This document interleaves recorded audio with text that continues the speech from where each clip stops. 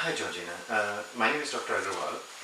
I have been asked by your GP to have a chat with you because you were having some difficulties. Is Georgina how you'd like to be called, or Yeah, is it? that's fine. Okay. So as far as I know, you were in an accident a few months ago, and since then you've been having some difficulties. But if it's okay, I'll let you explain what led you to coming here. It's not something I really like going over, but yeah, I just had an accident about 6 months ago, and ever since then I can't get it out of my head, Right, right. Oh, I'm sorry to hear that. Was it a serious accident? Yeah, it was. It could have been, the car was more messed up than we Okay, were. I see. And were you hurt? No, just sort of concussion and just a bit of whiplash really, and some scratches, but the car was really bad. I can see that you're getting a bit anxious even talking about it. Yeah, And if you find any questions difficult to answer, it's okay. We can move on, and you can take your time to if you're feeling a bit anxious about anything. Right?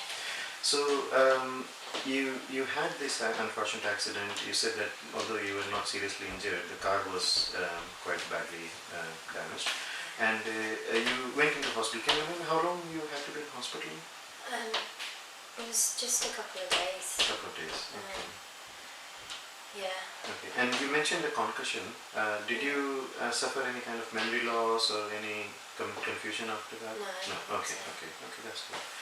And so this happened about 6 months ago. And when did you start experiencing the problems, emotional problems you mentioned? I don't know really. It's sort of been ongoing ever since. I kind of thought at the beginning it was normal, because it was really, really horrible. I thought it would end, but it keeps going on and on and on, and it just seems to be getting worse. I see. I can't get rid of it, and it's just sort of taking over my whole life now. That sounds very difficult. So can you describe what has been happening? What sort of experiences have you been having? Have you been experiencing? Well, the newest thing is sort of the worst one really. I'll be at work or I'll be out, with my friends or anything, and I just start hearing like screeching of tyres or the metal, and just sort of I can hear it, and then it's like it's happening all over again. And I just feel completely sort of paralysed. It's only like a couple of minutes. It just seems like a lifetime when you're in it, It sounds very scary. And some people, when they have this kind of experience, they also sometimes have nightmares of these incidents. Do you also see that? Yeah. Okay. And is it quite frequent, the nightmares? Yeah, sort of most nights really, but they just seem to be getting worse. Oh, okay. I thought it was normal at first, but now it's sort of every night, and I'm just sort of stuck in the same thing. I'm just reliving it up to the point that it happens, and it's like. Okay. And often what we also find is after a traumatic incident like that, often people avoid situations that might lead to a similar thing, or avoid doing the things that happen on the day of the trauma. Have you also seen that happening in your case? Yeah, I won't drive on the same road anymore. I won't go that way. Okay. And now I won't drive with anybody else in the car. Right. Because I was with my friend at the time, and Yeah. I just keep thinking that I could have killed her. What about driving itself? Are you able to drive without any kind of emotional problems? No, I'll avoid it at all costs, but I need to keep working. But if I can avoid doing anything more than I have to, then I will. I'm late every morning because it's just such a work-up trying to get myself in the car to go, so. Yeah. And are you doing anything to deal with all these problems? Drinking. Okay. And when you say drinking, is it more than I mean, did you start drinking after the incident, or did you used to drink before? No, I've always sort of had a glass of wine after work, you Mm. know, but now it's just sort of, I just have another one and then another one. And I'm just so worried about going to sleep. Oh, okay. Okay. So if I just have a couple more drinks, then it just helps me Mm. get to sleep, you know. And Worried a bit less. so altogether, how much do you drink every evening? It's probably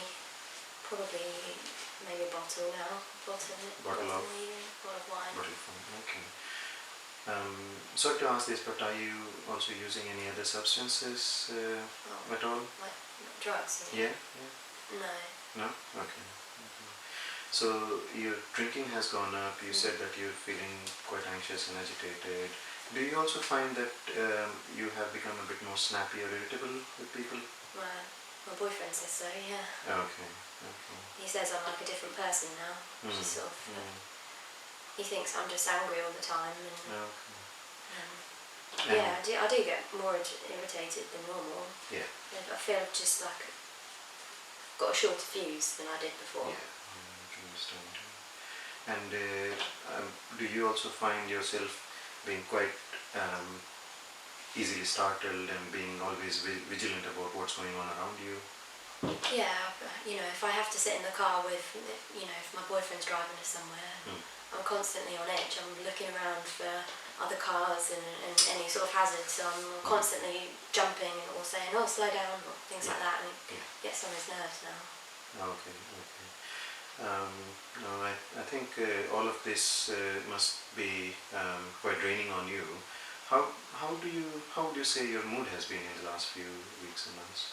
Rubbish. I just feel sort of tearful a lot of the time.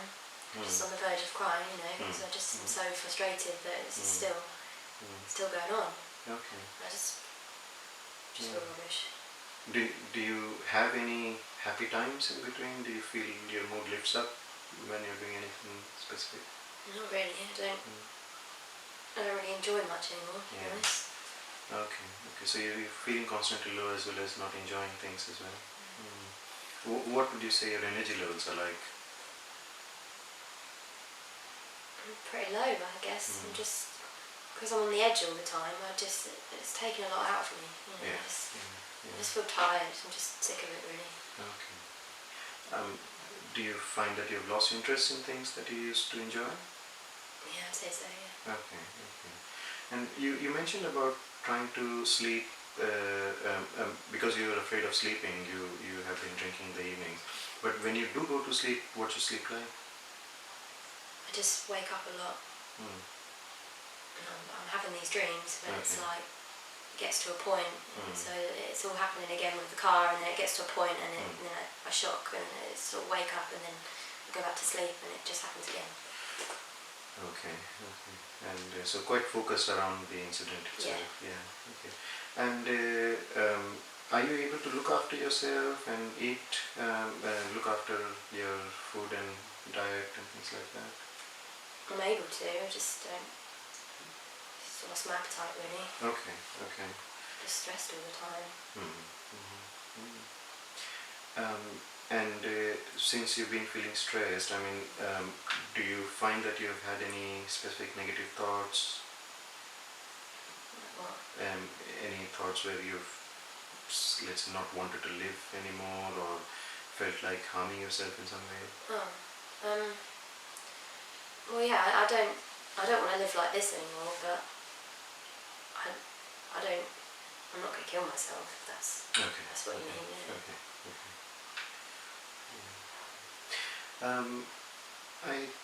I've been asking you lots of questions and you've been very patient with me. Thank you very much. I do need to speak to my team, especially the psychologist in my team, because from what you've told me today, it seems like you are experiencing symptoms of post-traumatic stress disorder, commonly known as PTSD, and your mood also appears to be low. So I will speak to the psychologist and see if what the best approach would be, because we need to look at whether we go for psychological therapy first or try a combination of therapy and medication. But we'll have a discussion with the team I'll arrange another appointment for you so that I can discuss more in detail about what the plan will be from here on. Yeah. Thank you very much. Thank you.